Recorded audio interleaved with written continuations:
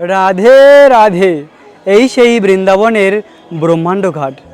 ভগবান কৃষ্ণ তার প্রিয় সখাদের সঙ্গে এই স্থানে লীলা করেছে।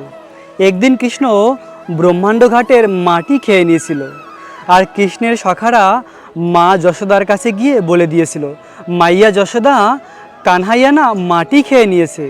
তখন মা যশোদা এই স্থানে ছুটে এসেছে কৃষ্ণের কাছে এবং কৃষ্ণকে বলল, কৃষ্ণ কৃষ্ণ তুমি মাটি খেয়েছো?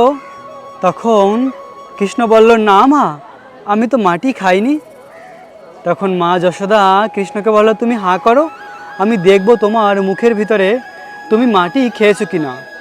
তখন শ্যামসুন্দর কৃষ্ণ হাঁ করেছিল, আর এই স্থানে কৃষ্ণের মুখে মা যশোদা অনন্ত কোটি ব্রহ্মাণ্ড গ্রহ নক্ষত্রকে দর্শন করেছিল।